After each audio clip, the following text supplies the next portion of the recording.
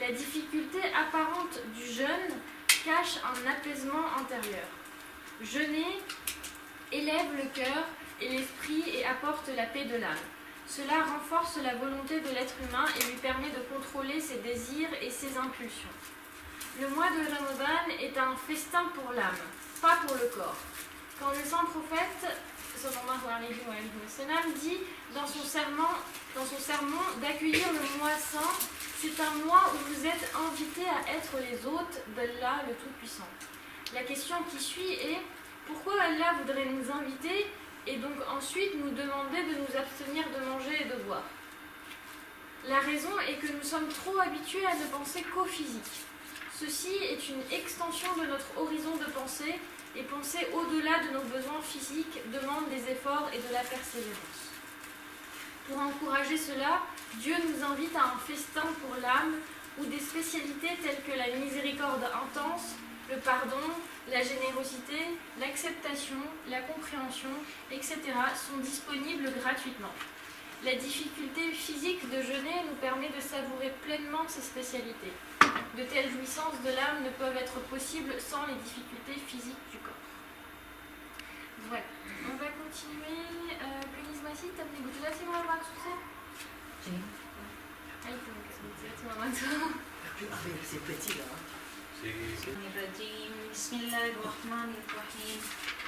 અને જ્યાં તમને તેઓ મળે ત્યાં તેમને કતલ કરો અને જ્યાંથી તમને તેઓએ કાઢી મૂક્યા હતા ત્યાંથી તમે પણ તેમને કાઢી મૂકો અને યાદ રાખો કે ફસાદ ફિતનો એ કતલ કરતા વધુ ભયંકર છે અને મસ્જિદુલ હરામ પાસે તેમની સાથે લડો નહીં જ્યાં સુધી તેઓ તમારી સાથે એ સ્થળે લડે નહીં પણ જો તેઓ તમારી સાથે લડે તો તમે પણ તેમને મારી નાખો નાસ્તિકોની એ જ સજા છે પણ જો તેઓ લડતા અટકી જાય તો તમે પણ અટકી જાઓ નિશ્ચય અલ્લાહ મહાન ક્ષમા કરનાર અને દયા કરનાર છે અને તેમની સાથે એટલી હદ સુધી લડો કે ફિતનો બાકી રહેવા ન પામે અને દીન માત્ર અલ્લાહનો જ થઈને રહે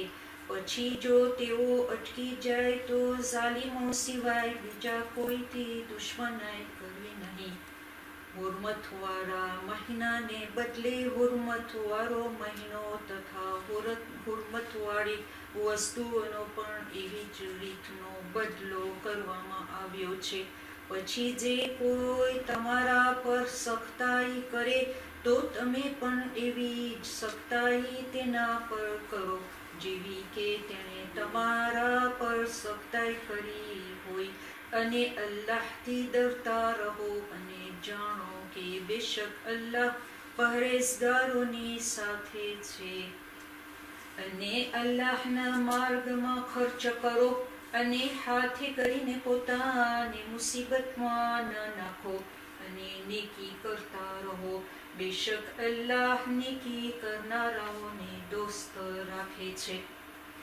અને ખાસ અલ્લાહના માટે હજ તથા ઉમરા પૂરા કરો પણ જો તમે ઘેરાઈ ગયા હોય તો જે પણ કુરબાની મળી આવે તે આપો અને જ્યાં સુધી કુરબાની તેના હલાલ થવાના સ્થાને પહોંચી ન જાય ત્યાં સુધી તમારા માથા મુંડાવો નહીં પણ જે કોઈ તમારામાંથી બીમાર હોય અથવા તેના માથામાં કોઈ પ્રકારનું દર્દ હોય તો તેનો બદલો રોઝા અથવા દાન અથવા કુરબાની છે પછી જ્યારે તમે નિર્ભય થઈ જાઓ તો જે કોઈ ઉમરાનો હજની સાથે લાભ લેવા ચાહે તો જે મળી આવે તેની કુરબાની કરે પણ જેને કાંઈ જ ન મળી શકે તો હજના દિવસોમાં 3 રોઝા રાખે અને જ્યારે તમે પાછા સ્વદેશ આવી જાઓ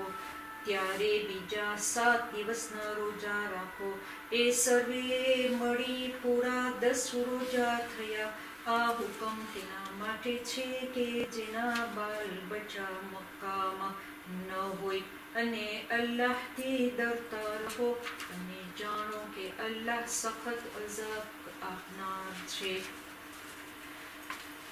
ખચિત જ હજના મહિનાઓ જાણીતા છે, માટે જે કોઈ તેમાં હજનો ઈરાદો કરે તો તે હજમાં ન સમાગમ કરે, ન બદકારી કરે, ન મહોમાહે લડાઈ ઝઘડો કરે, અને જે નેકી તમે કરશો તેથી અલ્લાહ વાકેફ છે, અને રસ્તાનું બાથું સાથે લઈ લો.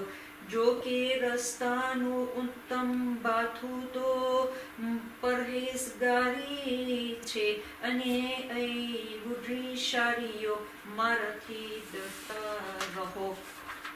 સમય તમે તમારા પરવરદિગાર પાસે રોજી પણ માંગો, વેપાર પણ કરો, તો તેમાં તમારા ઉપર કોઈ દોષ નથી.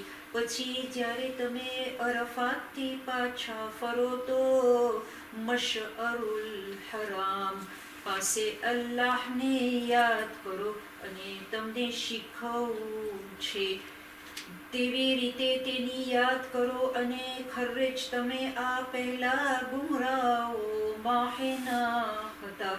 પછી પાછા ફરો જ્યાંથી લોકો પાછા ફરે છે, અને અલ્લાહથી ક્ષમા માંગે છે. બેશક અલ્લાહ મહાન ક્ષમા કરનાર દયાળુ છે. પછી જ્યારે તમે હજના અરકાનથી પરવારી જાઓ ત્યારે અલ્લાહને એવી રીતે યાદ કરો કે જેવી રીતે તમારા બાપ દાદાઓને યાદ કરો છો, અથવા તે કરતાંય વધારે.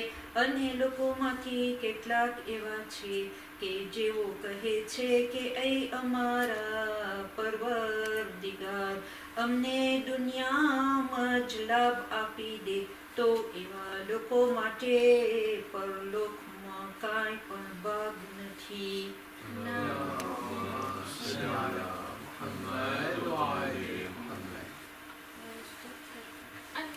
Et il est des gens qui disent: Seigneur, accorde-nous belle part ici-bas et belle part aussi dans l'au-delà, et protège-nous du châtiment du feu. Ceux-là auront une part de ce qu'ils auront acquis, et Allah est prompt à faire rendre compte. Et invoquez Allah pendant un nombre de jours déterminés. Ensuite, il n'y a pas de péché pour qui se comporte en piété à partir au bout de 2 jours à s'attarder non plus, et craignez Allah et sachez que c'est vers lui que vous serez rassemblés. Il y a parmi les gens celui dont la parole sur la vie présente te plaît et qui prend Allah à témoin de ce qu'il a dans le cœur, tandis que c'est le plus acharné disputeur. Dès qu'il tourne le dos, il parcourt la terre pour y semer le désordre et saccage culture et bétail, et Allah n'aime pas le désordre. Et quand on lui dit redoute Allah, l'orgueil criminel s'empare de lui, l'enfer lui suffira, et quel mauvais lui, certes. Et il y a parmi les gens celui qui se sacrifie pour la recherche de l'agrément d'Allah, et Allah est compatissant envers ses serviteurs. Ô les croyants, entrez en plein dans l'islam et ne suivez point les pas du diable, car il est certes pour vous un ennemi déclaré. Puis si vous bronchez après que l'épreuve vous soit venue, sachez alors qu'Allah est puissant et sage. Qu'attendait-il sinon qu'Allah leur vienne à l'aide des nuées, de même que les anges, et que leur sort soit réglé, et c'est à Allah que toute chose est ramenée. On va s'arrêter sur le verset 207. Et il y a parmi les gens celui qui se sacrifie pour la recherche de l'agrément de Dieu, et Dieu est compatissant envers ses serviteurs. Ça vous fait penser à qui? C'est lors du hijab, c'est le Soubel, quand il reçoit Godard et que ça s'appelle Simoni. Oui, exactement. Du coup, donc ça parle d'Imam Ali, et c'est exactement ce qu'il vient de dire. Durant la nuit du premier Rabiul Awwal, la révélation, le prophète sallallahu alayhi wa sallam émigra de la Mecque à Médine. Ali alayhi salam fit don de sa vie en dormant à sa place dans son lit. Son excellence, son réconfort et sa fraternité avec le prophète sallallahu alayhi wa sallam apparurent ainsi au monde. C'est alors qu'est descendu ce verset. On va continuer, Irfan, si tu es prêt, verset 211 de la sourate 2. Demande aux enfants d'Israël combien de miracles évidents nous leur avons apportés. Or, quiconque altère le bienfait d'Allah après qu'il lui soit parvenu, alors Allah vraiment est dur en punition. On a enjolivé la vie présente à ceux qui ne croient pas, et il se moque de ceux qui croient. Mais les pieux seront au-dessus d'eux, au jour de la résurrection. Et Allah accorde ses bienfaits à qui il veut, sans compter. Les gens formaient à l'origine une seule communauté croyante, puis après leur divergence, Allah envoya des prophètes comme annonciateurs et avertisseurs, et il fit descendre avec eux le livre contenant la vérité, pour régler parmi les gens leurs divergences. Mais ce sont ceux-là même à qui il avait été apporté, qui se mirent à en disputer après que les preuves leur furent venues par esprit de rivalité. Puis Allah, et par sa grâce, guida ceux qui crurent vers cette vérité sur laquelle les autres disputaient. Et Allah guide qui il veut vers le chemin droit. Pensez-vous entrer au paradis alors que vous n'avez pas encore subi des épreuves semblables à celles que subirent ceux qui vécurent avant vous? Misère et maladie les avaient touchés, et ils furent secoués jusqu'à ce que le messager et avec lui ceux qui avaient cru se fussent écriés: quand viendra le secours d'Allah? Quoi? Le secours d'Allah est sûrement proche. Il t'interroge: qu'est-ce qu'on doit dépenser? Dis: ce que vous dépensez de bien devrait être pour les pères et mères, les proches et les orphelins, les pauvres et les voyageurs indigents. Et tout ce que vous faites de bien, vraiment Allah le sait.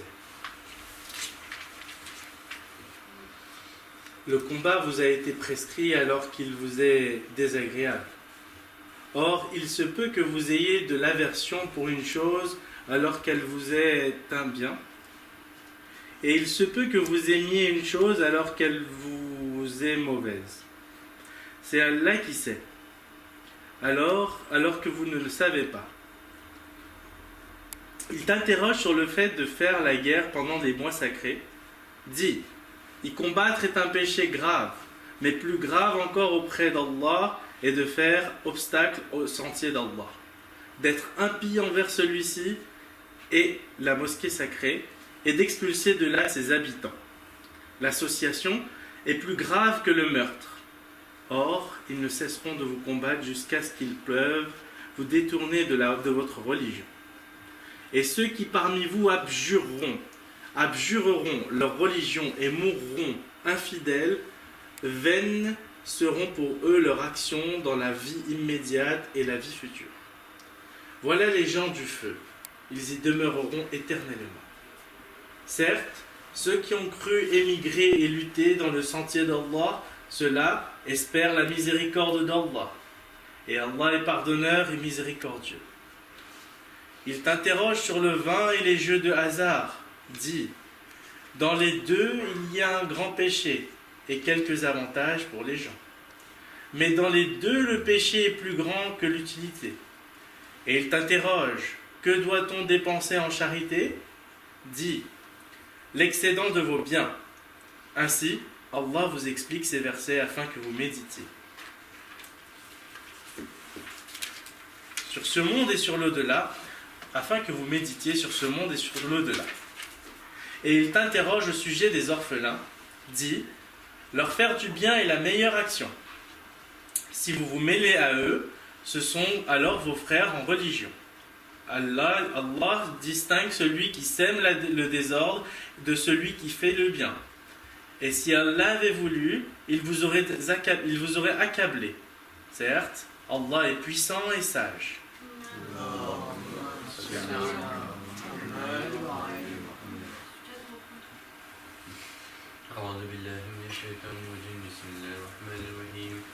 Et n'épousez pas les femmes associatrices tant qu'elles n'auront pas la foi. Et certes, une esclave croyante vaut mieux qu'une associatrice, même si elle vous enchante. Et ne donnez pas d'épouse aux associateurs tant qu'ils n'auront pas la foi. Et certes, un esclave croyant vaut mieux qu'un associateur, même s'il vous enchante. Car ceux-là, les associateurs, invitent au feu, tandis qu'Allah invite de par sa grâce au paradis et au pardon. Et il expose aux gens ses enseignements afin qu'ils se souviennent. Et il t'interroge sur la menstruation des femmes, dit, c'est un mal, éloignez-vous donc des femmes pendant les menstrues et ne les approchez que quand elles sont pures. Quand elles se sont purifiées, alors cohabitez avec elles suivant les prescriptions d'Allah, car Allah aime ceux qui se repentent et il aime ceux qui se purifient. Vos épouses sont pour vous un champ de labour, alors allez à votre champ comme et quand vous le voulez et œuvrez pour vous-même à l'avance. Craignez Allah et sachez que vous le rencontrerez et pour vous-même et fait gracieuse annonce aux croyants. Et n'usez pas du nom d'Allah dans vos serments pour vous dispenser de faire le bien, d'être pieux et de réconcilier les gens. Et Allah est audient et omniscient. Ce n'est pas pour des expressions gratuites dans vos serments qu'Allah vous saisit. Il vous saisit pour ce que vos cœurs ont acquis. Allah est pardonneur et patient. Pour ceux qui font le serment de se priver de leur femme, il y a un délai d'attente de 4 mois. Et s'ils reviennent de leur serment, celui-ci sera annulé car Allah est certes pardonneur et miséricordieux. Mais s'ils se décident au divorce, celui-ci devient exécutoire car Allah est certes audient et omniscient. Et les femmes divorcées doivent observer un délai d'attente de 3 menstrues. Et il ne leur est pas permis de taire ce qu'Allah a créé dans leur ventre, et si elles croient en Allah et au jour dernier. Et leurs épouses seront plus en droit de les reprendre pendant cette période s'ils veulent la réconciliation. Quant à elles, elles ont des droits équivalents à leur obligation, conformément à leur bienséance. Mais les hommes ont cependant une prédominance sur elles, et Allah est puissant et sage. Et le divorce est permis pour seulement 2 fois. Alors, c'est soit la reprise conformément à la bienséance ou la libération avec gentillesse. Et il ne vous est pas permis de reprendre quoi que ce soit de ce que vous leur aviez donné, à moins que tous deux ne craignent de ne point pouvoir se conformer aux ordres imposés par Allah. Si donc vous craignez que tous deux ne puissent se conformer aux ordres d'Allah, alors ils ne commettent aucun péché si la femme se rachète avec quelque bien. Voilà les ordres d'Allah, ne les transgressez donc pas. Et ceux qui transgressent les ordres d'Allah, ceux-là sont les injustes. S'il divorce avec elle la 3e fois, alors elle ne sera plus licite tant qu'elle n'aura pas épousé un autre. Et si ce dernier la répudie, alors les deux ne commettent aucun péché en reprenant la vie commune. Pourvu qu'ils pensent pouvoir tous deux se conformer aux ordres d'Allah. Voilà les ordres d'Allah qu'il expose aux gens qui comprennent. On va s'arrêter sur le verset 222. Bismillahirrahmanirrahim. Et il t'interroge sur la menstruation des femmes. Dit, c'est un mal. Éloignez-vous donc des femmes pendant les menstrues et ne les approchez que quand elles sont pures. Quand elles se sont purifiées, alors cohabitez avec elles, suivant les prescriptions d'Allah, car Allah aime ceux qui se repentent et il aime ceux qui se purifient. L'influence des Juifs fit que certains musulmans de l'époque se comportaient avec leurs épouses selon les règles juives. Allah subhanahu wa ta'ala fit alors descendre ce verset qui limite l'éloignement à l'interdiction du rapport intime et non à un éloignement physique. On va continuer. Vous voulez dire en gratuit ou pas? Non, français. Bismillahirrahmanirrahim. Et quand vous divorcez d'avec vos épouses et que leur délai expire, alors reprenez-les conformément à la bienséance ou libérez-les conformément à la bienséance. Mais ne les retenez pas pour leur faire du tort. Vous transgresseriez alors, et quiconque agit ainsi se fait du tort à lui-même. Ne prenez pas en moquerie les versets d'Allah, et rappelez-vous le bienfait d'Allah envers vous, ainsi que le livre et la sagesse qu'il vous a fait descendre, par lesquels il vous exhorte. Et craignez Allah, et sachez qu'Allah est omniscient.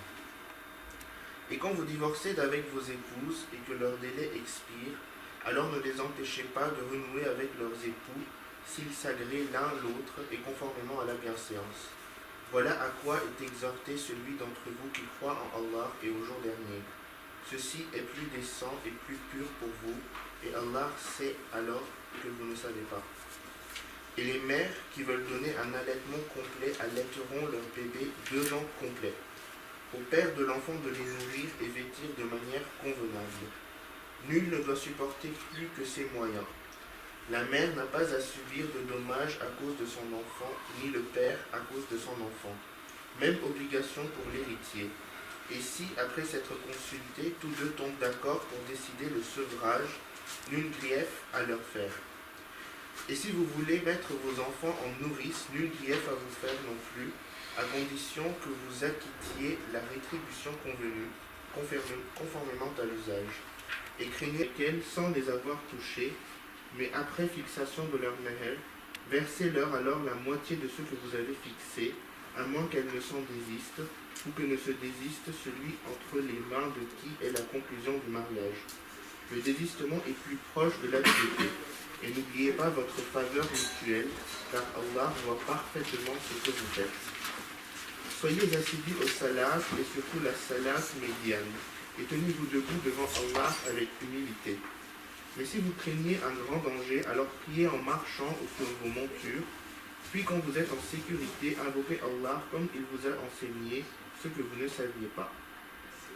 Ceux d'entre vous que la mort frappe et qui laissent des épouses doivent laisser un testament en faveur de leurs épouses, pourvoyant à 1 an d'entretien sans les expulser de chez elles. Si ce sont elles qui partent, alors on ne vous reprochera pas ce qu'elles font de convenable pour elles-mêmes. Allah est puissant et sage. On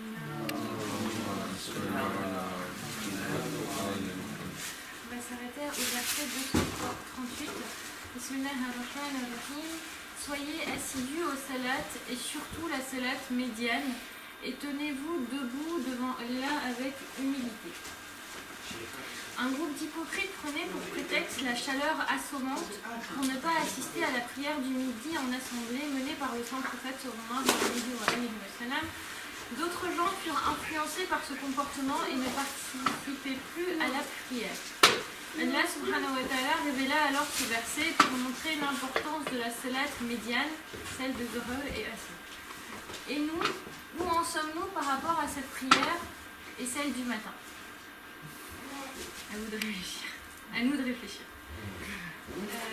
On peut revenir sur... On va continuer. Tenir un peu. Les qualités des croyants, ceux qui cachent la vérité et les hypocrites.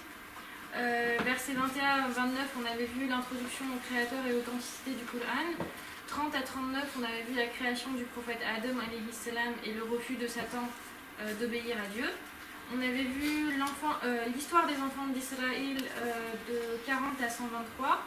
124 à 141, on avait vu le prophète Ibrahim alayhi salam, les prières du prophète Ibrahim. Quelqu'un peut me rappeler, il y avait une des prières du prophète Ibrahim, ceux qui étaient présents. Il y avait une des prières dont il avait demandé quelque chose à la fin. Et on l'a eu. Enfin, c'est nous qui avons eu cette chose. Non, c'est pas ça. Une prière qui nous concerne, nous, les musulmans en particulier. Une descendance? Un prophète. Le prophète, oui, voilà. Le prophète Ibrahim avait demandé une descendance pieuse et dont le prophète qui est arrivé par la suite. Le changement de Qibla, donc 142 à 152, donc là on l'a vu aujourd'hui, le changement de Qibla et l'inauguration d'une nouvelle nation. On a vu beaucoup de lois, on a vu beaucoup de choses, la nourriture, le Hajj, enfin on n'est pas passé dessus mais ça a été dit dans les versets. La nourriture, le Hajj, la preuve je pense que c'est le Coran, la charité, la rétribution, les volontés, le jeûne, le mariage, la corruption, la Ramadan, l'autodéfense, les orphelins, l'alcool, le jeu, les menstruations, on s'était arrivé dessus, les serments, le divorce, la pension, l'allaitement, on avait vu ça aussi, et les veuves. Et Inch'Allah, demain on verra le reste. Parce qu'on termine aujourd'hui, on va faire le doigt de ce soir. Donc, ce soir, on est à la deuxième nuit. Goliath, c'est le Goliath. Alors, on y va tous ensemble. Bismillahirrahmanirrahim. Ô Allah, rapproche-nous de ta bienveillance et éloigne de nous ton courroux et ton dédain. Permets que nous progressions dans la lecture de tes versets par ta toute miséricorde, ô toi le compatissant, le tout miséricordieux.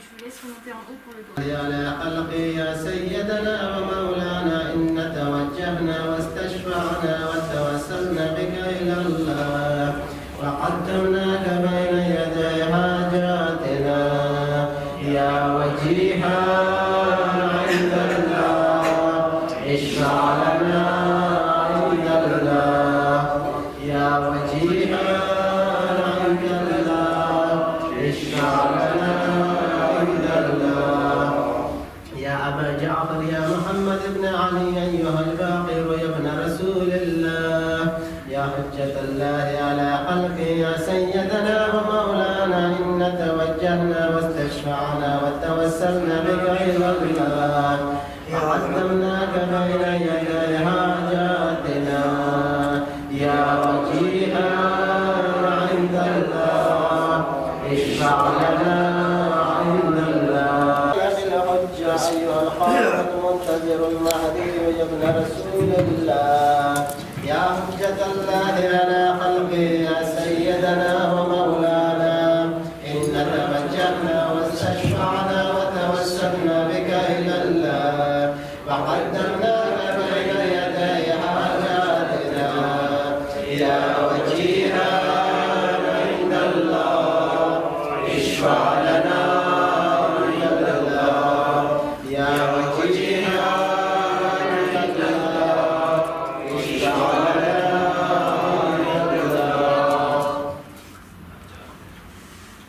أئمتي وعدتي ليوم فقري وهاجتي إلى الله وتوسلت بكم إلى الله واستشفعت بكم إلى الله فاشفعوا لي عند الله واستنقذوني من ذنوبي عند الله فإنكم وسيلتي إلى الله وبحبكم وبقربكم أرجو نجاة من الله أكون عند الله رجائي يا ساداتي يا أولياء الله صلى الله عليهم أجمعين ولعن الله أعداء الله ظالميهم من الأولين والآخرين آمين يا رب العالمين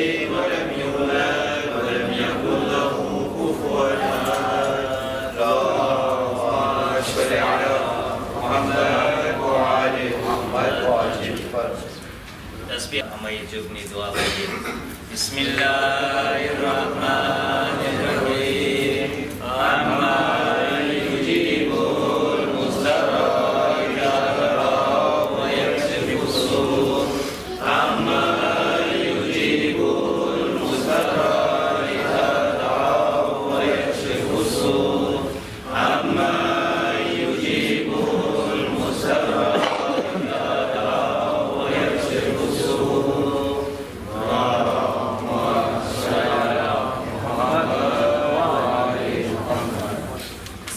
الرحمن الرحيم يا علي يا عظيم يا غفور يا رحيم أنت رب العرش العظيم الذي ليس كمثله شيء وهو السميع البصير وهذا شهر عزمته وكرمته وشرفته وفضلته على الشهور وهو الشهر الذي فرضت صيامه علي وهو شهر رمضان الذي أنزلت فيه القرآن هدى للناس وبينات من الهدى والفرقان وجعلت فيه ليلة القدر وجعلتها خير من 1000 شهر فيا ذا المن ولا يمن عليك قل علي بفقاق رقبتي من النار فيمن تمن عليه وادخلني الجنة برحمتك يا أرحم الراحمين.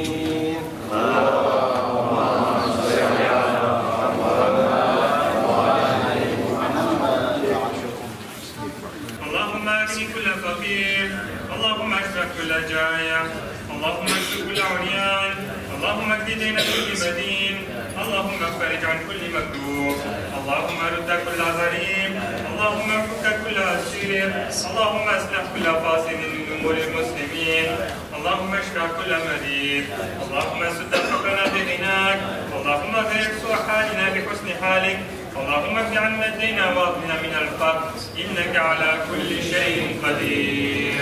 اللهم صل على محمد وعلى محمد وعجل فرجهم سيدنا الرحمن الرحيم وزيد بالله لفظا بمحمد صلى الله عليه وسلم نبيا واسلام دينا وفي القرآن كتابا وكعبة قبلة وفي علي ولي وإماما وبالحسن والحسين وعلي بن الحسين ومحمد بن علي وجعفر بن محمد وموسى بن جعفر وعلي بن موسى ومحمد بن علي وعلي بن محمد والحسن بن علي والحجة بن الحسن صلواتك عليهم أجمعين. اللهم إني رضيت نعمة فلست له إنك على كل شيء قدير. اللهم صل على محمد وعلى محمد. السلام عليك يا رسول الله يا محمد بن عبد الله، السلام عليك يا أمير المؤمنين يا علي بن أبي طالب، السلام عليك يا بنت رسول الله يا فاطمة الزهراء، السلام عليك يا مولانا يا حسن المجتبى، السلام عليك يا عبد الله الحسين المظلوم، السلام على الحسين وعلى علي بن الحسين وعلى أولاد الحسين وعلى أصحاب الحسين وعلى زيد بن الحسين وعلى قاسم الحسين ورحمة الله وبركاته.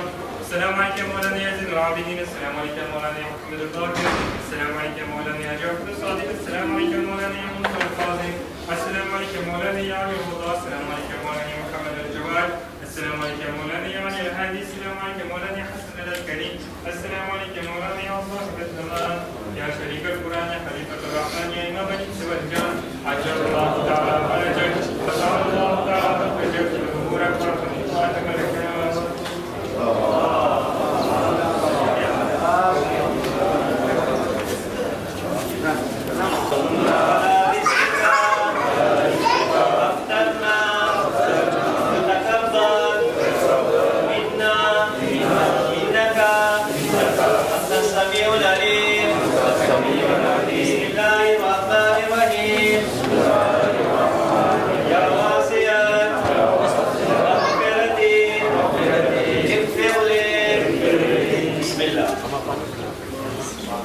اللهم صل على محمد يا رب صل على محمد، اللهم صل على محمد يا رب صل على محمد، اللهم صل وسلم على رسول وآل النبي العظيم.